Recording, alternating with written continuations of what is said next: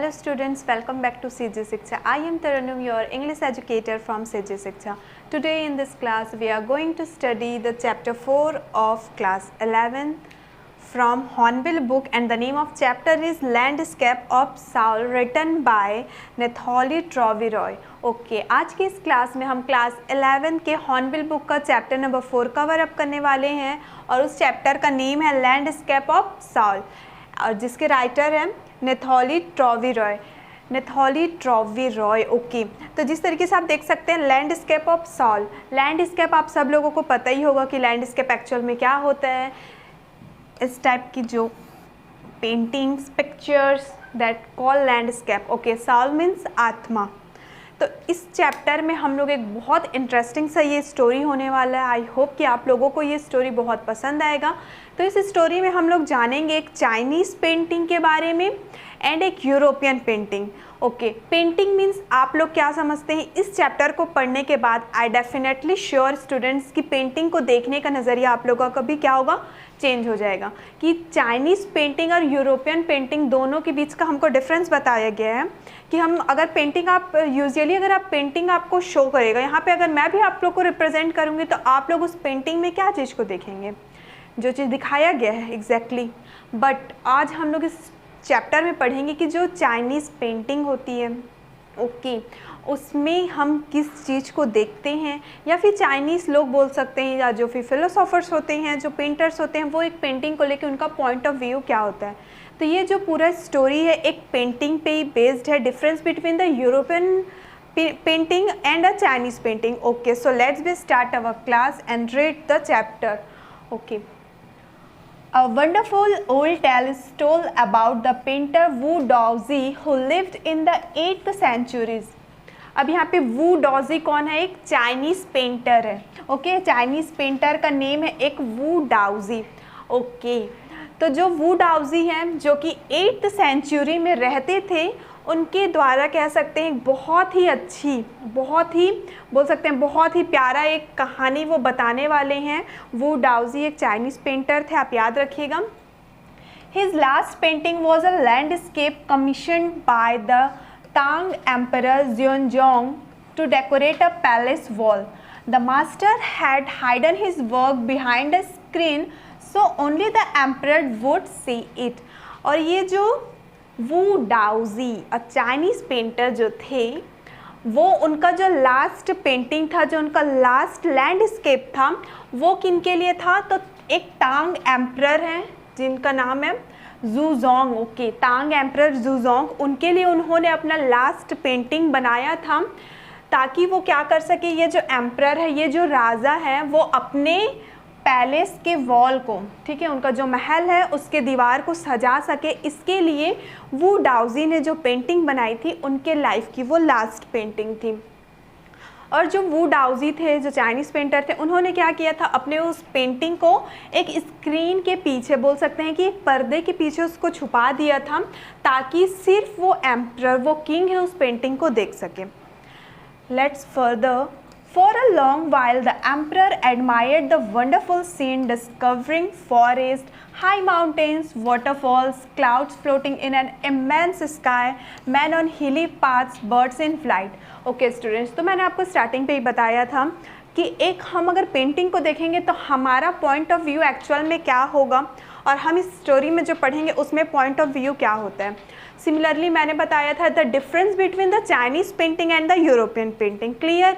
तो अभी हम लोग स्टार्टिंग में क्या देख रहे हैं कि वू डाउजी हमने पढ़ा तो वो एक चाइनीज़ पेंटिंग है, मीन्स ऑब्वियस ही बात है कि अभी हम जो पेंटिंग पढ़ेंगे वो हम चाइनीज़ पेंटिंग के बारे में पढ़ेंगे।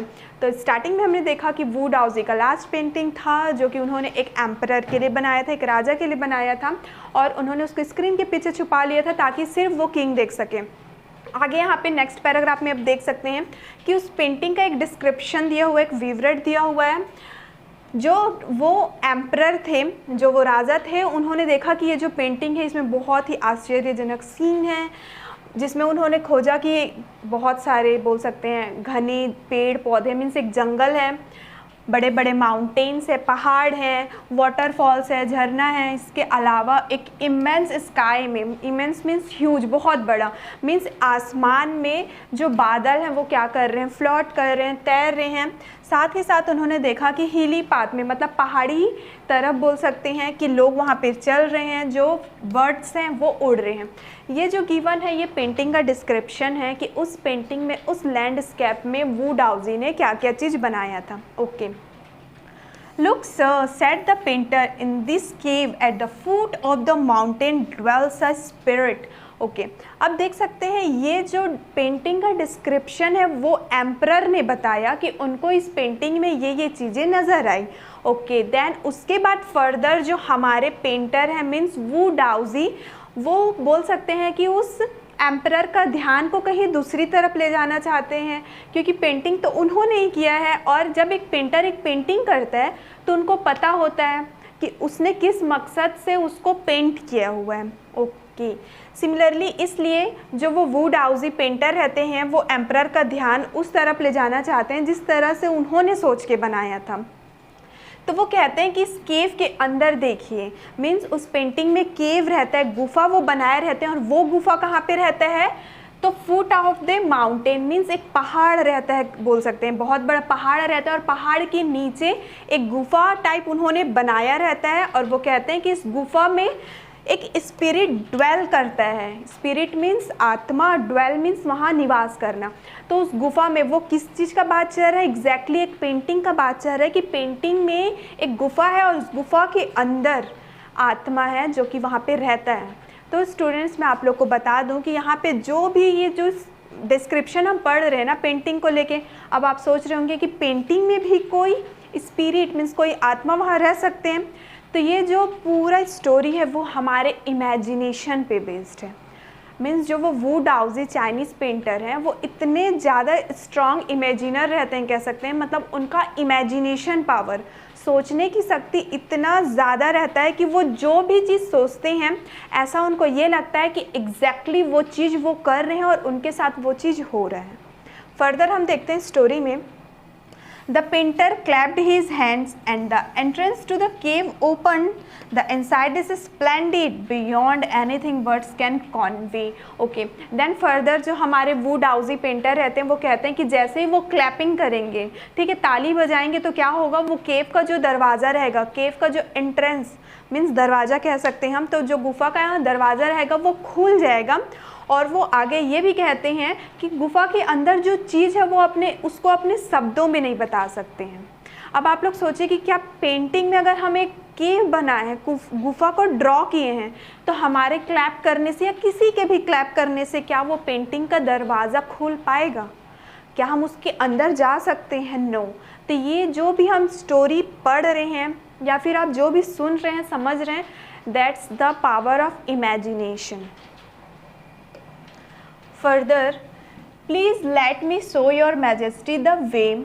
The painter entered the cave, but the entrance closed behind him, and before the astonished emperor could move or utter a word, the painting had vanished from the wall. Okay, अब वो जो painter रहते हैं वो कहते हैं कि your majesty, मतलब वो राजा को कह रहे हैं कि वो उनके पीछे पीछे आए, मीन्स पहले वो जाएंगे क्योंकि उनके क्लैपिंग करने से केव का दरवाज़ा खुलेगा, इसलिए वो कहते हैं कि पहले वो आगे आगे जाएंगे और जो वो एम्परर रहते हैं वो उनके पीछे आएंगे। देन वो बताते हैं कि जैसे उन्होंने क्लैपिंग किया, केव का जो एंट्रेंस था वो ओपन हो जाता है, और जैसे ही वो पेंटर अंदर जाते हैं केव के अंदर, यहाँ पे फिर से मैं आपको क्लियर कर रही हूँ कि ये सिर्फ इमेजिनेशन के बारे में, ठीक है, हमको राइटर बताना चाहते हैं कि इतना ज़्यादा इमेजिनेशन पावर होता है कि वो एक पेंटिंग के अंदर अपनी इमेजिनेशन पावर की वजह से पेंटिंग के अंदर चले गए। ओके, तो आगे वो बताते हैं कि वो जो पेंटर रहता है वो क्लैप करता है, दरवाज़ा ओपन भी हो जाता है उसका, केव का। देन फर्दर वो जैसे उस केव के एंट्रेंस तक पहुंचते हैं, मतलब केव के अंदर चले जाते हैं, तो वो दरवाज़ा बाहर से बंद हो जाता है, और जो हमारे एम्परर रहते हैं वो तो अंदर जा ही नहीं पाते क्योंकि केव का जो डोर रहता है वो क्लोज हो जाता है। और थोड़ी देर बाद हमारे एम्परर ये देखते हैं कि वो जो पेंटिंग था वो वॉल से ही वैनिश हो गया, मीन्स गायब हो गया। Not a trace of Wu Dao's brush was left and the artist was never seen again in this world. आगे हमको ये बता रहे हैं राइटर कि इसके बाद जैसे वो अंदर गए, दरवाज़ा बंद हुआ, वो पेंटिंग भी वहाँ गायब हो गया, वहाँ से उस दीवार से। फिर आगे हमको ये बता रहे हैं कि उस पेंटर का एक ब्रश भी, जो ब्रश से पेंटिंग करते हैं ना एग्जैक्टली, तो वो पेंटर का ब्रश भी नहीं मिला वहाँ पे, और ना ही उस दिन के बाद से कभी भी वो आर्टिस्ट, वो वू डाओजी वहाँ पे देखने को मिला। मीन्स उसके बाद वू डाओजी का कोई पता नहीं चला। Such stories played an important part in China's classical education. और इस टाइप की जो स्टोरीज़ होते हैं, ये जो कहानियाँ होती हैं, तो ये चाइना के क्लासिकल एजुकेशन में, मीन्स बोल सकते हैं कि वहाँ जो शिक्षा उनको दिया जाता है चाइना में, उनके शिक्षा में बोल सकते हैं ये बहुत ही एक महत्वपूर्ण हिस्सा होता है। क्योंकि हम जो पढ़ रहे हैं, हम एक चाइनीज़ पेंटिंग के बारे में अभी तक पढ़ रहे हैं। The books of Confucius and Zhuangzi, Chinese name Zhuangzi, are full of them. They help the master to guide his disciple in the right direction. अब यहाँ पे जो ये थोड़ा अजीब सा नाम है जिसका हम प्रोनाउंसिएशन करने में भी प्रॉब्लम हो रहा है, एक्चुअल में ये एक चाइनीज़ नेम है। ओके, कॉन्फ्यूशियस एंड जोंगजी, ये दोनों कौन थे? तो ये दोनों बहुत ही फेमस चाइनीज़ फिलोसोफर थे, और इनका जो बुक है वो वहाँ के लोग क्या कर सकते हैं, पढ़ते हैं। तो हमको आगे ये बताया जा रहा है कि जो ये 2 फेमस चाइनीज़ फिलोसोफर के जो बुक थे, इनके बुक में इसी तरीके का जो इमेजिनेशन का स्टोरी होता है चाइनीज़ पेंटिंग के बारे में, उनका बुक इन्हीं सब चीज़ों से पूरा भरा हुआ है। और वो हेल्प करते हैं ऐसे डिसिपल मीन्स जो शिष्य होते हैं, स्टूडेंट्स होते हैं, बोल सकते हैं जो फॉलोवर्स होते हैं। ओके, तो उनको एक राइट डायरेक्शन में, एक सही पथ में ले जाने के लिए इनका जो बुक होता है वो सारे स्टूडेंट्स को वहाँ का हेल्प करता है। Beyond the anecdote they are deeply revealing of the spirit in which art was considered. Anecdote means a short story कह सकते हैं, एक छोटी सी कहानी, जिस तरीके से भी हम रीड करें एक पेंटिंग के बारे में, exactly anecdote means a short story. तो उस स्टोरी के पीछे हम कह सकते हैं कि जो आर्ट होता है, जो कला होता है, उसमें आत्मा बसती है, हम ये कह सकते हैं। Further contrast this story or another famous one about a painter who wouldn't draw the eye of a dragon he had painted for fear it would fly out of the painting, with an old story from my native Flanders that find most representative of western painting। अभी तक हमने जो read किया, अब तक हमने Chinese painting के बारे में रीड किया कि चाइनीज़ पेंटिंग का हमने पूरा ओवरव्यू देख लिया, और आई होप कि आपको समझ में भी आ गया। अब नेक्स्ट अब हम देखते हैं इसके कॉन्ट्रास्ट में, मीन्स इसके अपोजिट में, इसके अंतर में अब जो हम स्टोरी कहानी पढ़ने वाले हैं वो देखिए। अब ये दिया हुआ है हमको एक वेस्टर्न पेंटिंग के बारे में। इसमें हमको ये बताया जाता है कि एक बहुत ही फेमस पेंटर रहते हैं, चित्रकार रहते हैं, ठीक है। वो ड्रैगन जो फ्लाई होता है ना, आप लोगों ने देखा होगा, तो वो ड्रैगन का आँख बनाने से डरते थे। क्यों? क्योंकि उनको ऐसा लगता था कि अगर वो ड्रैगन में आँख उसका ड्रॉ कर देंगे, उसका आइज़ ड्रॉ कर देंगे, तो वो ड्रैगन सच में उसमें से उड़ के बाहर चले जाएगा। उसी डर के वजह से वो पेंटिंग में ड्रैगन का आइज़ नहीं बनाते थे। देन हमको ये बताया जा रहा है कि हमारी राइटर बता रही हमको, with an old story from my native Flanders that find most representative of western painting. उसके बाद जो हमारी राइटर हैं उनके नेटिव फ्लैंडर्स, ठीक है, नेटिव फ्लैंडर्स मीन जहाँ वो रहते हैं, जहाँ वो निवास करते हैं, हम कह सकते हैं, तो उस जगह का एक स्टोरी हमको बता रहे हैं। तो हमारी राइटर कहाँ की थी? यूरोपियन थी, मीन्स एक यूरोप की थी। तो आगे हमको वो एक और स्टोरी बताने वाली है, तो रीड करते हैं हम। इन 15th century Antwerp, a master blacksmith called Quentin Matsys fell in love with a painter's daughter. Here Antwerp is the name of a city. यहाँ पे जो एंटवर्प लिखा हुआ, अब ये मत सोचना कि ये भी चाइनीज़ नेम है। हमने चाइनीज़ वाला स्टोरी पढ़ लिया, अब हम पढ़ रहे हैं वेस्टर्न, यूरोपियन पढ़ रहे हैं। ओके, तो यहाँ पे एंटवर्प क्या है? एक सिटी का नेम है। तो हमको राइटर ये बता रही है, जो हम स्टोरी पढ़ रहे हैं उनकी जो राइटर है वो एक फ़ीमेल राइटर है। तो वो स्टोरी हमको बता रही है 15th सेंचुरी का स्टोरी बता रही है। एंटवर्प एक प्लेस का नेम है जहाँ एक मास्टर ब्लैक स्मिथ मीन्स एक लुहार रहता था, जिनका नेम था क्विंटन मैट्सीज, जिनको एक पेंटर की बेटी से प्यार हो गया था। The father wouldn't accept a son-in-law in such a profession, so Quentin sneaked into the painter's studio and painted a fly on his latest panel with such delicate realism that the master tried to swat it away before he realized what had happened. Okay तो जो वो master black Smith थे, जो वो लुहार था, उसका नाम Quinton मैटसीज था, जिसको एक पेंटर की बेटी से प्यार हो गया था। लेकिन जो वो पेंटर थे, मीन्स जिनकी बेटी से उनको प्यार हो गया था, तो वो जो पेंटर थे वो कभी नहीं चाहते थे कि उनकी बेटी का शादी किसी लुहार से या फिर किसी अदर प्रोफेशन से हो। वो क्या चाहते थे कि अगर उनकी बेटी का शादी हो तो उनका होने वाला हस्बैंड भी एक पेंटर रहे। तो उनके जो फादर थे वो as a son in law, means दामाद जिनको हम कहते हैं, तो as a son in law वो इस प्रोफेशन में, ब्लैक स्मिथ के प्रोफेशन में उनको एक्सेप्ट नहीं कर सकते थे। इसलिए क्विंटन ने क्या किया, वो उस पेंटर के स्टूडियो पे गए, उन्होंने एक पेंटिंग ड्रॉ की। और वो किस चीज़ की पेंटिंग बनाई थी उन्होंने? फ्लाई की। फ्लाई मीन्स जो मक्खी होता है, एग्जैक्टली। तो उन्होंने एक बड़ा सा लेटेस्ट बड़ा सा पैनल वहाँ पे रखा हुआ था, टंगा हुआ था उनके स्टूडियो में। उसमें जाके उन्होंने एक फ्लाई का, एक मक्खी का पेंटिंग बना दिया और उन्होंने इतना बेहतरीन पेंटिंग बनाया था, मानो वो रियलिज़म मीन्स ऐसा लग रहा था देखने से कि वो एक मक्खी जो है वो असल में एक मक्खी है। मीन्स जो मक्खी उड़ते रहते हैं वो मक्खी जाके वहाँ पे बैठ गया है, उतना उन्होंने अच्छा पेंटिंग बनाया था। ठीक है, तो जो वहाँ पे जो पेंटर रहते हैं वो वहाँ पे आते हैं और देखते हैं कि यहाँ पे मक्खी बैठा हुआ है, तो वो कोशिश करने ही वाले रहते हैं उसको उड़ाने का। तो उससे पहले उनको रियलाइज़ होता है कि एक्चुअल में ये हो क्या रहा है, मीन्स ये क्या है। Quinton was immediately admitted as an apprentice into his studio. फिर उनको पता चल जाता है कि एक्चुअल में ये रियल का फ्लाई नहीं है, ये तो पेंटिंग है जिसको बनाया है क्विंटन मैटसीज ने। तो जैसे ही पता चलता है उस पेंटर को कि क्विंटन मैटसीज ने वो पेंटिंग बनाया है, तो वो उनको रख लेते हैं as an apprentice, means as a learner, अपने स्टूडियो में काम करने के लिए उनको रख लेते हैं। He married his beloved and went on to become one of the most famous painter of his age. अब फाइनली उनकी शादी वो पेंटर की बेटी से हो जाती है और वो अपने एज के, मतलब अपने टाइम के सबसे फेमस पेंटर होते हैं। These two stories illustrate what each form of art is trying to achieve: a perfect illusionistic likeness in Europe, the essence of inner life and spirit in Asia।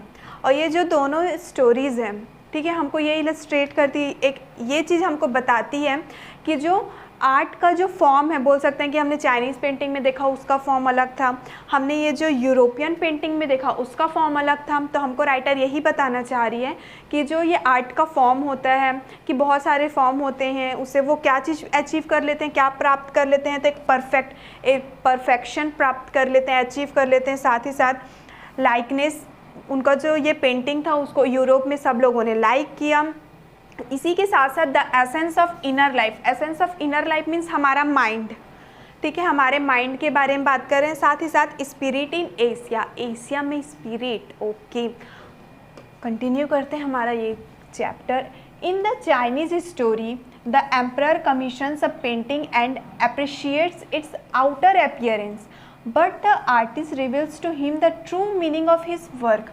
अभी इससे पहले हमने starting में जो Chinese painting के बारे में पढ़ा था, तो उसमें हमने देखा कि जो एम्परर है, मीन्स जो वहाँ के राजा थे, उन्होंने पेंटिंग में क्या चीज़ देखा था, तो बाहरी सुंदरता बोल सकते हैं, ठीक है, आउटर ब्यूटीफुलनेस। तो बाहरी जो सुंदरता था, मीन्स उनको पेंटिंग में जो चीज़ नज़र आ रही थी कि बड़े बड़े पहाड़ हैं, पेड़ पौधे हैं, जंगल हैं, हिल्स हैं, मैन उसमें वॉकिंग कर रहे हैं, वॉटेवर, तो उनको जो चीज़ उस पेंटिंग में दिखाई दी वो सिर्फ उसी चीज़ को देखें। लेकिन वो जो उसका पेंटर था, उसका आर्टिस्ट था, जिसने उसको ड्रॉ किया था, बनाया था, वू डाउजी, वो क्या करना चाहते थे, उस एम्परर के ध्यान को उस तरफ ले जाना चाहते थे जिस तरीके से सोच के उन्होंने उस पेंटिंग को ड्रॉ किया है। The emperor may rule over the territory he has conquered, but only the artist know the way within. Okay, जो एम्परर होते हैं, मीन्स जो राजा होते हैं, उनको पता होता है, उनके पास इतना पावर होता है, इतना रूल मतलब कर सकते हैं अपने टेरिटरी में, अपने एरिया में, अपने सिटीज़ में। ओके, लेकिन जो आर्टिस्ट होते हैं उनको पता होता है कि वो उसमें कैसे जा सकते हैं। Let me show the way. The Dao, a word that means both the path or the method. Let me show the way. अब यहाँ पे जो तो द डाओ है, डाओ क्या है, एक चाइनीज़ कॉन्सेप्ट है, ठीक है, चाइनीज़ कॉन्सेप्ट है और उसका मतलब क्या होता है, a word that means both the path और द मेथड। डाओ का मतलब होता है बोथ द पाथ, दोनों रास्ता और दोनों तरीका। Dao means a Chinese concept, means दोनों रास्ता और दोनों तरीका।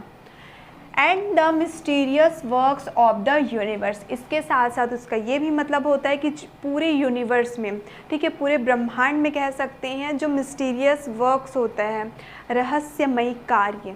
Okay, the painting is gone but the artist has reached his goal beyond any material appearance.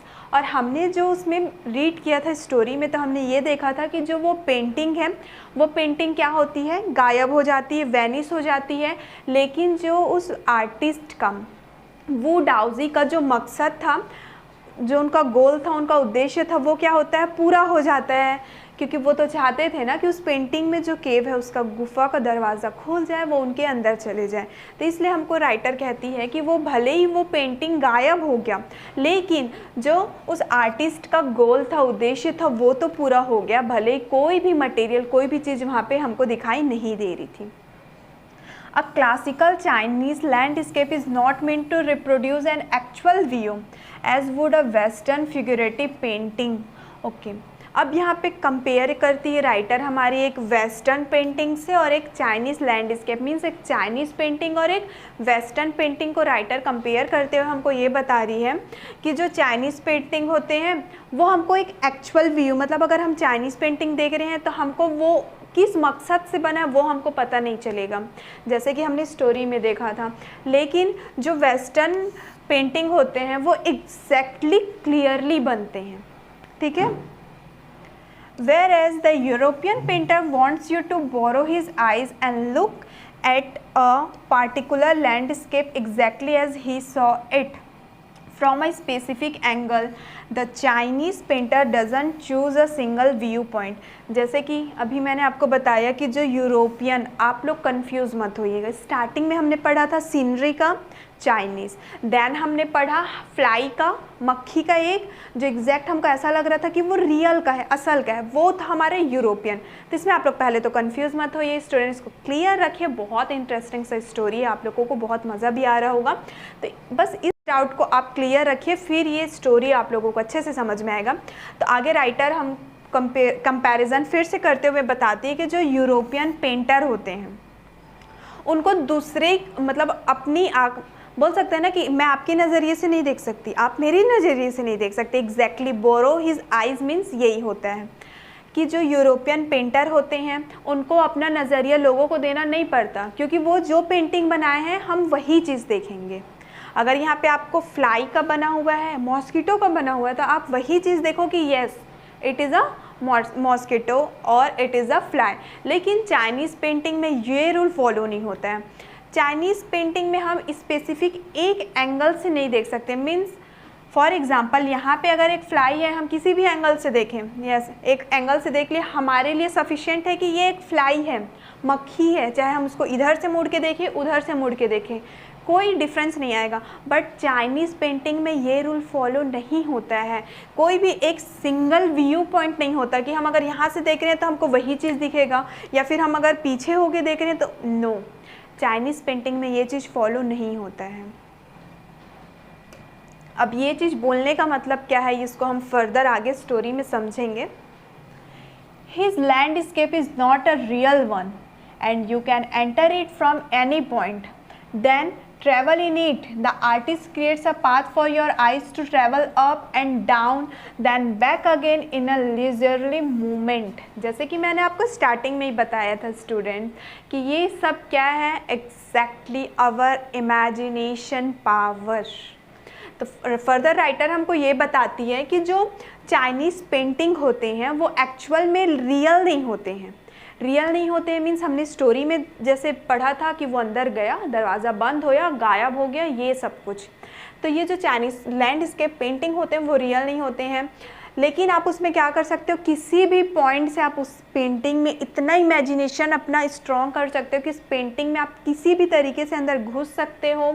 Then उसमें आप ट्रैवल भी कर सकते हो, उस पेंटिंग में आप पूरा सफ़र कर सकते हो, क्योंकि जो आर्टिस्ट होते हैं मीन्स उसको जिसने ड्रॉ किया रहता है वो ऐसा पाथ बनाया रहता है कि हम अपने आँखों से ही, अपने नज़रिए से क्या कर सकते हैं, उस पेंटिंग में अप एंड डाउन, ऊपर नीचे सब तरफ घूम के वापस से आ भी जाएंगे और बहुत ही लेजरली मोमेंट्स मीन्स रिलैक्स्ड रहेंगे।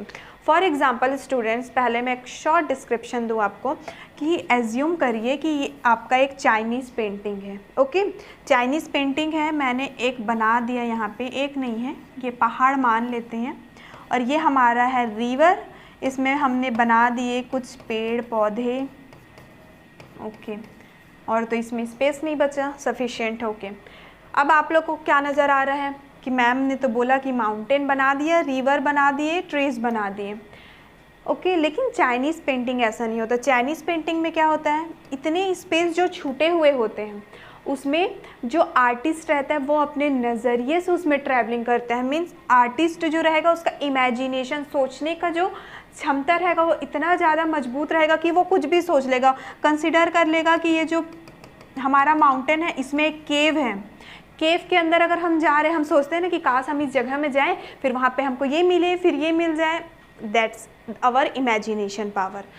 तो वहाँ इतना इमेजिनेशन स्ट्रांग होता है कि उनको ऐसा लगता है कि जो वो सोच रहे हैं एक्चुअल में उनके साथ वो चीज़ हो रहा है। तो उन्होंने इमेजिनेशन किया कि यहाँ पे एक केव है, गुफा है, वो उसके अंदर गए और वहाँ इतना प्यारा प्यारा चीज़ है जिसको वो शब्दों में भी बता नहीं सकते। फिर वहाँ से वो पेंटिंग गायब हो गया। तो ये सब क्या है, इमेजिनेशन है। आई होप कि अब आप लोगों को ये समझ में आ गया होगा कि मैं आप लोगों को क्या बताना चाह रही हूँ। ओके, नेक्स्ट देखते हैं हम। This is even more true in the case of the horizontal scroll, in which the action of slowly opening one section of the painting then rolling it up to move on to the other adds a dimension of time which is unknown in any other form of painting। और ये true कब हो सकता है, आप लोगों ने एक पेंटिंग देखा है जो एक हॉरिजॉन्टल फॉर्म में होता है इस तरीके से, जिसको हम रोल करते हैं, लपेट लेंगे, छोटा हो जाएगा, खोलते जाएंगे। अब एग्जैक्ट तो हम ड्रॉ नहीं कर पाएंगे बट ट्राई करते हैं ताकि आप लोगों को समझ में आए। ओके, ये इस टाइप का कुछ होता है, इसको हम अगर रोल करते जाएंगे, इसको अगर आप रोल करोगे ये क्लोज हो जाएगा, देन इसको अगर हम ओपन करेंगे तो ये पूरा एक पेपर के जैसा ओपन होगा। Yes, it's a called a rolling painting. तो इसमें हम लोग बोल सकते हैं कि ये ट्रू हो सकता है। वो कैसे, कि वो हॉरिजॉन्टल होता है, हॉरिजॉन्टल स्क्रॉल होता है, मीन्स ये ऐसा खुलेगा भी, एक इसको हम लपेट देंगे, रैप करेंगे तो वापस से क्या हो जाएगा, एक छोटा सा इस तरीके से हो जाएगा हमारे पास। यस, तो ये हॉरिजॉन्टल स्क्रॉल होता है। अगर हम इसको धीरे धीरे स्लोली अगर हम ओपन करते हैं इस पेंटिंग को, फॉर एग्जांपल कि ये हमारा एक पूरा है, इसको अब हम इतने ही ओपन किए, हमको कुछ चीज़ें अलग नज़र आएंगे। जब इसको हम थोड़ा सा और ओपन कर दिए तो वो चीज़ें हमको और अलग लगेगी, और जब इसको हम पूरा ओपन कर देते हैं तो हमको एक क्लियर पेंटिंग दिखेगा। तो एग्जैक्टली सेम चीज़ हमको बताया जा रहा है कि जब इसको हम क्या करते हैं, आधा खोलेंगे तो वो पेंटिंग हमको अलग लगेगा कि ये पेंटिंग में ये है, ये हो सकता है। देन उसको थोड़ा और खोलेंगे, फिर लगेगा कि इस पेंटिंग में ये भी हो सकता है। जब उस पेंटिंग को पूरा ओपन करेंगे तो हमको लगेगा कि इस पेंटिंग में एग्जैक्टली ये चीज़ है।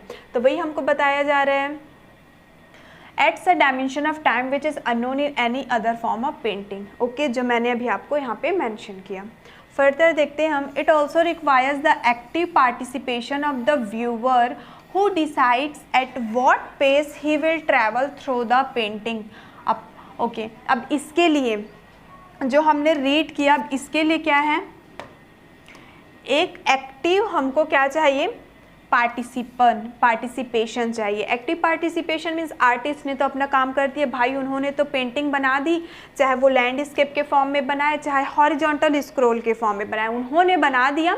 चाइनीज़ पेंटिंग के बारे में बात चल रही है ना, इसको हम इमेजिनेशन के बिना, मतलब without imagination we can't understand हम कह सकते हैं, क्योंकि चाइनीज़ पेंटिंग की बात चल रही है, जो बना है वो उतना सफिशिएंट नहीं होता, उसको हमको इमेजिनेशन में सोचना ही है। इसलिए बोला जा रहा है कि हमको एक एक्टिव पार्टिसिपेशन, कि वो सक्रिय रहे, जो उसमें पार्टिसिपेट कर रहे हैं, जिसको देखना है, जिसको बनाना है, वो क्या रहे, बहुत एक्टिव रहे। तब जाके उसको समझ में आएगा कि उस पेंटिंग में वो कहाँ कहाँ ट्रैवल कर रहा है। जैसे कि मैंने पेंटिंग बनाया था, मैंने उतना चीज़ बताया, हो सकता है आप उस पेंटिंग में कुछ और चीज़ देख लें, फिर आप कुछ और इमेजिनेशन कर लें। एग्जैक्टली हमारी राइटर कहती हैं कि जो उसमें पार्टिसिपेशन होंगे वो बहुत एक्टिव होना चाहिए, ताकि वो क्या कर सके, उस पेंटिंग में ट्रैवलिंग कर सके, घूम सके। अब participation which is physical as well as mental, और वो पार्टिसिपेशन कैसा होना चाहिए, फिज़िकली के साथ साथ मेंटली भी होना चाहिए। मतलब शारीरिक तौर से तो आप पार्टिसिपेट करेंगे, साथ ही साथ आपको मानसिक तौर पे भी उसमें पार्टिसिपेशन करना होगा। The Chinese painter doesn't want you to borrow his eyes, he wants you to enter his mind. The landscape is an inner one, a spiritual and a conceptual space. जो चाइनीज़ पेंटर होते हैं वो अपने नज़रिए आप लोगों को नहीं दे सकते हैं। क्यों? क्योंकि वो चाहते हैं कि आप उनके दिमाग के अंदर घुसो। बोलने का मतलब ये है कि चाइनीज़ पेंटिंग में जो पेंटर आर्टिस्ट ड्रॉ करते हैं वो अपने दिमाग से ड्रॉ करते हैं ना। मीन्स कि उन्होंने एक पेंटिंग बना दिया, उन्होंने तो इमेजिनेशन करके बनाया है। भाई हमने बस पहाड़ बनाया है, लेकिन हम तो बहुत कुछ इमेजिनेशन कर लिए हैं। एग्जैक्टली तो जो चाइनीज़ पेंटिंग होते हैं उसमें हमको अपने उनके नज़रिए की ज़रूरत नहीं होती, उनके माइंड की ज़रूरत होती है कि उन्होंने क्या सोच कर सिर्फ एक पहाड़ बनाया।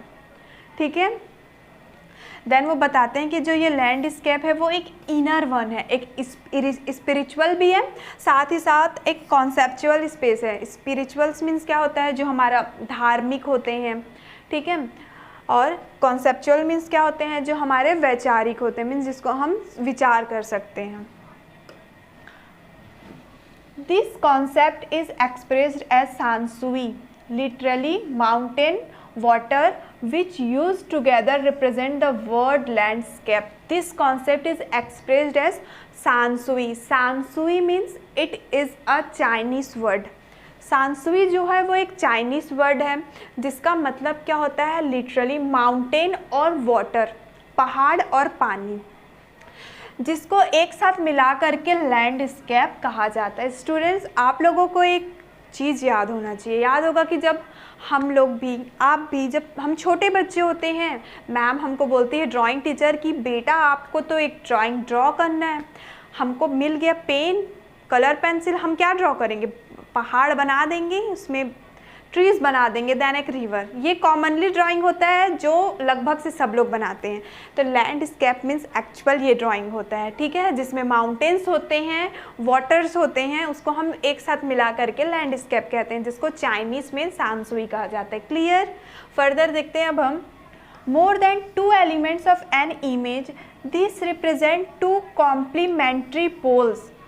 ये जो 2 एलिमेंट है इमेज के, मतलब जो 2 तत्व है, माउंटेन और वाटर, इसके साथ साथ हमको ये क्या चीज़ रिप्रेजेंट करता है, complementary poles. 2 complementary, complementary means opposite poles, reflecting the Daoist view of the universe. Daoist का जो व्यू था, डाविस्ट हम स्टार्टिंग में पढ़ा था ना, वू डाउजी, ओके, तो उनके व्यू को, उनके नज़रिए को ही डाविस्ट व्यू कहा गया है, कि जो डाविस्ट के व्यू था, उनका जो नज़रिया था इस पूरे ब्रह्मांड को देखने का, उसको वो रिफ्लेक्ट करते हैं। फर्दर देखते हैं अब हम।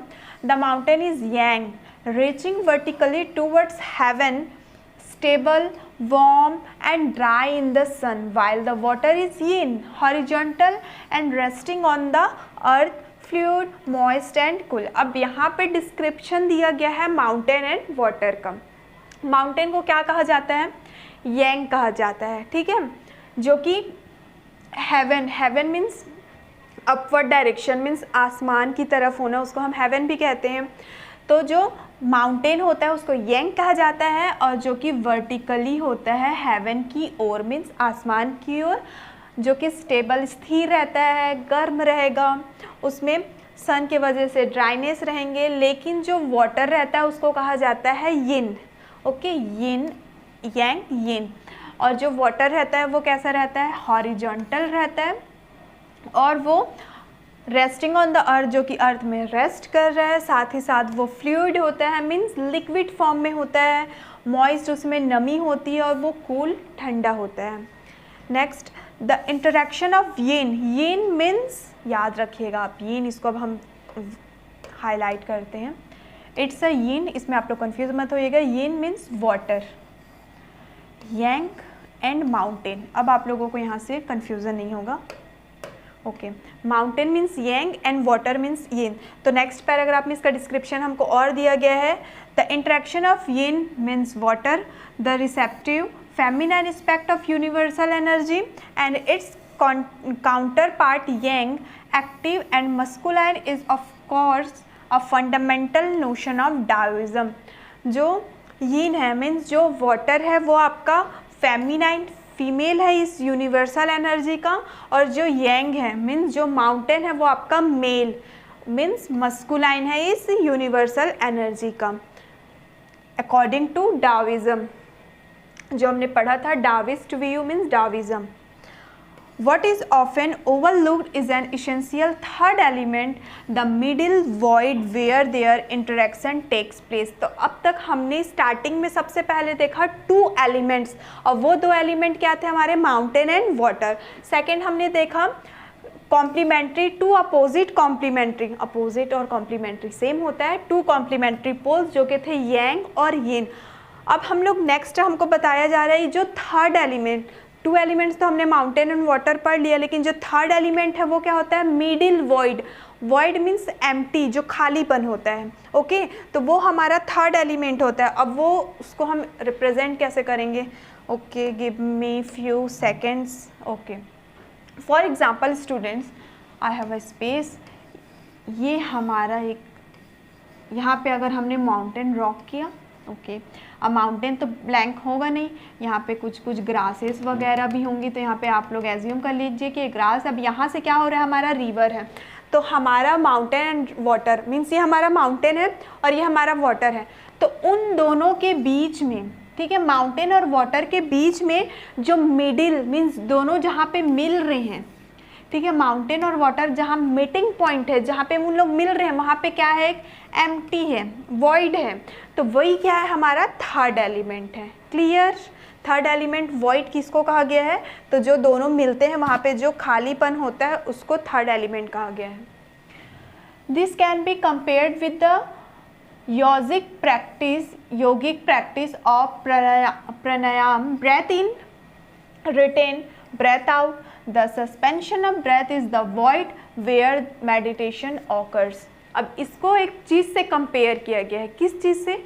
योगा से। जो आप लोग करते होंगे तो पता होगा आपको योगा, तो योगा के प्रैक्टिस से इसको कंपेयर किया गया है। किसको? वो थर्ड एलिमेंट, जो पहाड़ और पानी के बीच का जो थर्ड एलिमेंट है ना, वो जो वॉइड, उसको कंपेयर किया गया। और वो बताते हैं कि उसको कंपेयर किससे किया गया है?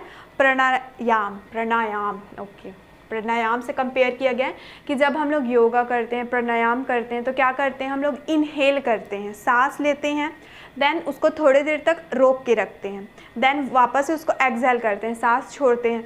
तो जब हम लोग उस सांस को रोक के रखते हैं, दैट मीन्स अ वॉइड। वही क्या होता है, उसी की वजह से मेडिटेशन, हमारा जो ध्यान होता है, उसी की वजह से जब हम लोग सांस इनहेल करके अगर रोकते हैं, उसी की वजह से मेडिटेशन हम कर पाते हैं।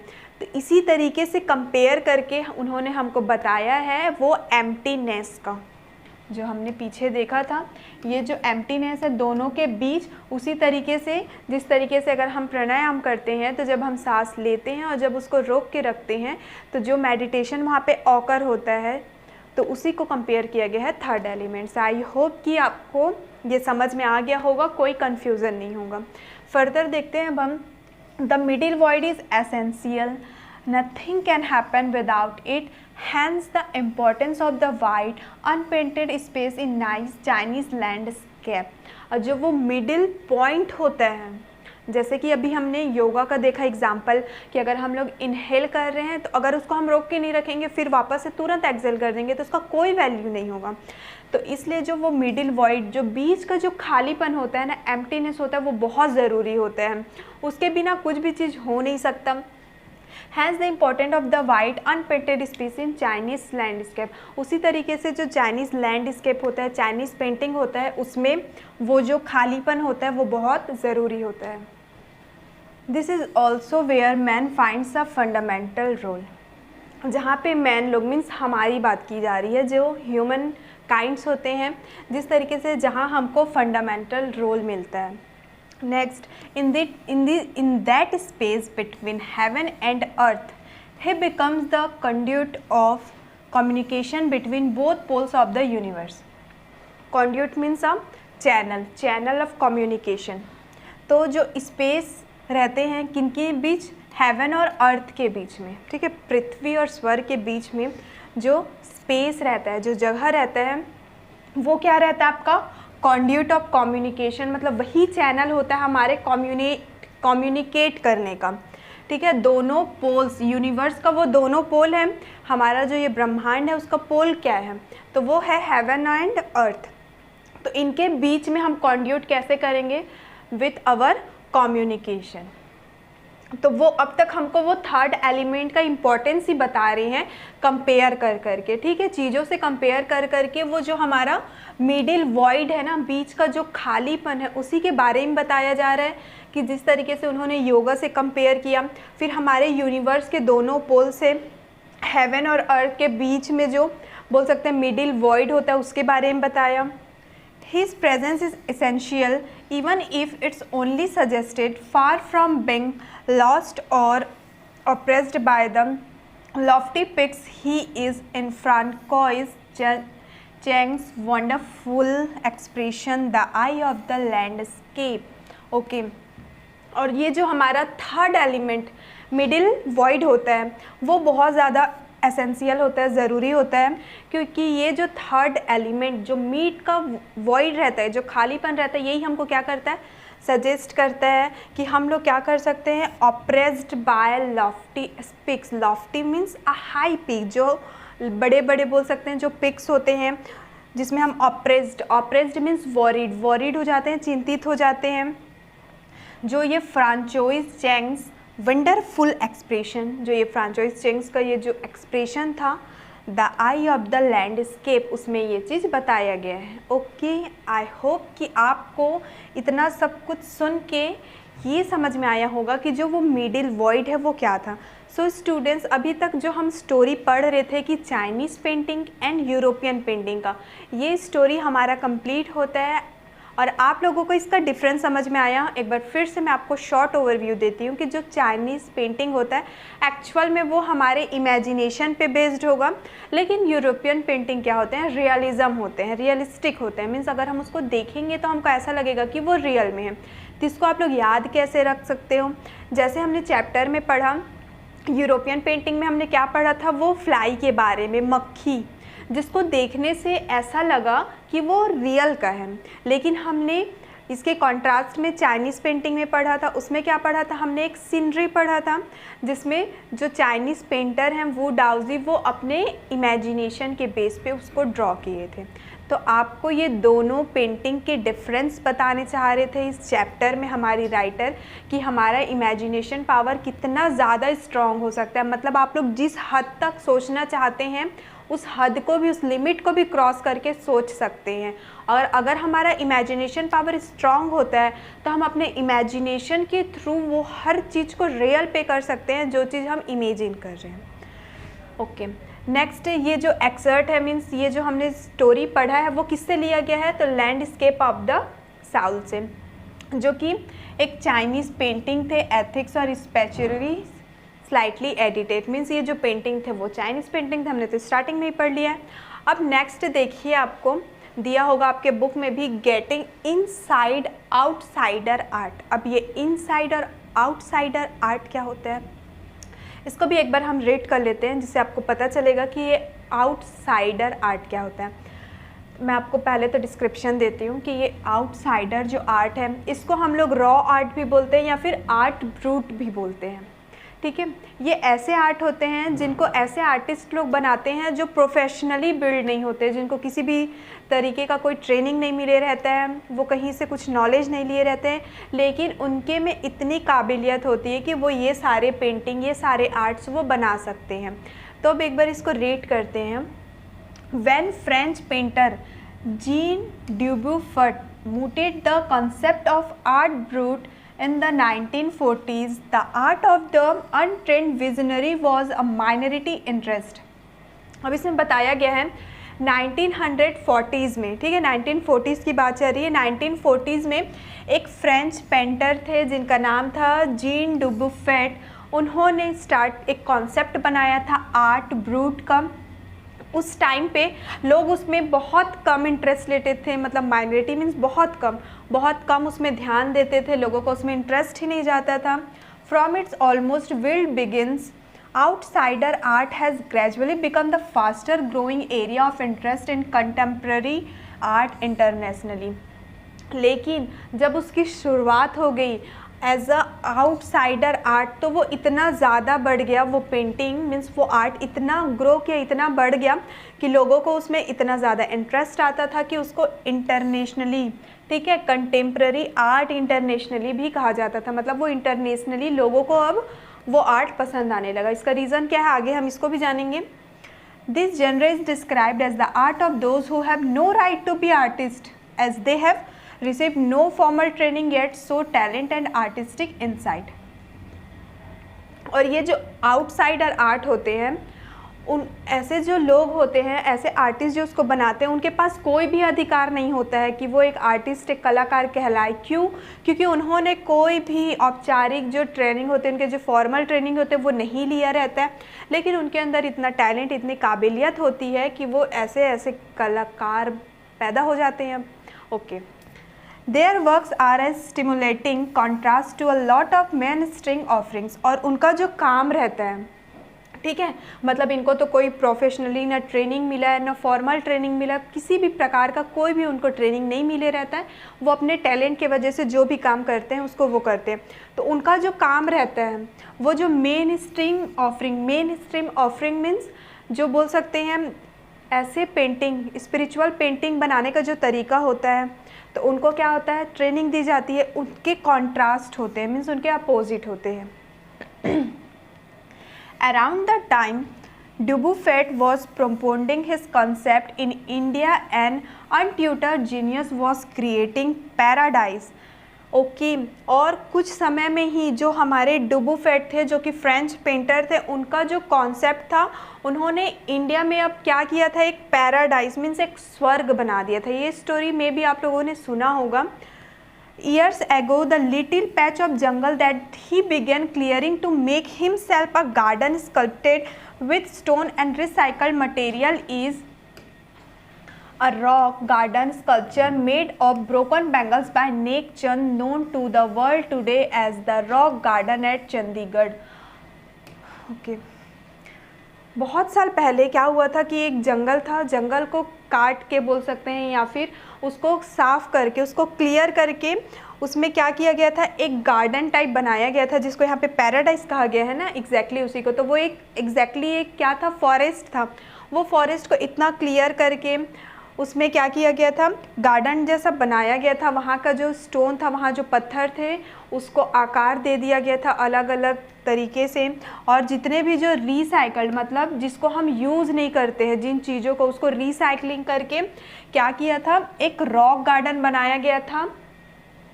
किसके द्वारा? तो Nek Chand, to the world today as the rock garden, जिसको जो वो गार्डन था आज उसको रॉक गार्डन के नाम से जाना जाता है, जो कि चंडीगढ़ पे है।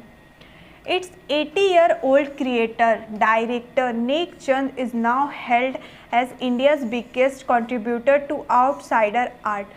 और ये जो 80 ईयर पहले की बात है, ये जो इनके डायरेक्टर थे नेक चंद, उनको आज इंडिया का सबसे बड़ा कंट्रीब्यूटर माना जाता है इस आउटसाइडर आर्ट को लेकर के। आउटसाइडर आर्ट जो कोई प्रोफेशनली नहीं होते हैं, उन्होंने अपने, बोल सकते हैं अपने कला की वजह से इतना सब कुछ किया कि उन्होंने एक जंगल को, देख सकते हो आप, इस तरीके से जो वो फॉरेस्ट था उसको क्या बना दिया, एक पैराडाइज, एक स्वर्ग का रूप दे दिया गया, जिसको आज हम लोग रॉक गार्डन के नाम से जानते हैं।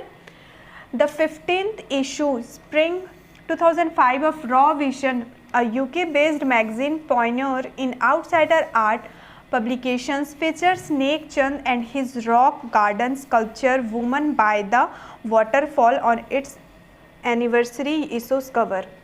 और एक बहुत ही फेमस मैगज़ीन है, ठीक है, वो मैगज़ीन का नाम यहाँ पे UK बेस्ड मैगज़ीन, तो उसमें जो नेक चंद थे उनका आर्टिकल दिया गया था, साथ ही साथ उनका जो गार्डन का स्कल्पचर था, ओके, जो गार्डन का स्कल्पचर था उनके मैगज़ीन का फर्स्ट जो पेज होता है जिसको हम कवर पेज बोलते हैं, तो उस मैगज़ीन का कवर पेज भी उन्होंने दिया जो कि है वुमेन बाय द वाटरफॉल का। ओके स्टूडेंट, तो इसी के साथ हमारा ये जो एक्सप्लेनेशन है वो कंप्लीट होता है, लेकिन इसमें कुछ और डिटेल्स दिए हुए हैं उसी आर्ट ब्रूट को लेकर के, तो इसको भी एक बार हम रीड करते हैं। The notions of art brut और raw art was of works that were in their raw state as regards cultural and artistic influences।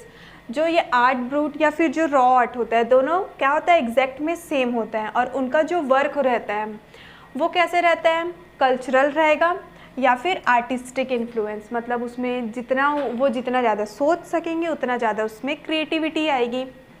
Anything and everything from a tin to a sink to a broken down car could be material for a work of art, something neck Chand has taken to dizzying heights। जो भी चीज़ें होती है, चाहे वो एक टूटे car के टुकड़ों से लेकर के चाहे जितने भी ऐसे मटेरियल जिसका हम यूज़ नहीं करते हैं, वो सारा चीज़ उन लोग अपने आर्ट में, अपनी कला में उसका उपयोग करते हैं और अपना जो उनका आर्ट रहता है उसको वो बनाते हैं। ठीक है, जिस तरीके से नेक चंद ने यूज़ किया और उस अपने आर्ट को क्या कर दिया, डीजिंग हाइट में, बहुत ऊंचाइयों तक उन्होंने अपना आर्ट को ले गया। Recognising his art as an outstanding testimony of the difference a single man can made when he lives his dream, the Swiss commission for UNESCO will be honouring him by way of a European exposition of his works. और जो नेक चंद का art था, उन्होंने जो इतना rock garden बनाया था, तो उनकी आर्ट को रिकॉग्नाइज करते हुए, याद करते हुए कि उन्होंने एक सिंगल पर्सन, ठीक है, एक आदमी इतना बेहतरीन सोच के और इतना अच्छा काम करके, मानो उन्होंने सपनों को ही सच कर डाला हो, ये सोच करके स्विस कमीशन, ठीक है, जो कि यूनेस्को के, तो इसके यूनेस्को के द्वारा नेक चंद को क्या किया जाता है, ऑनर किया जाता है, उनको सम्मान किया जाता है उनके इस आर्ट के लिए।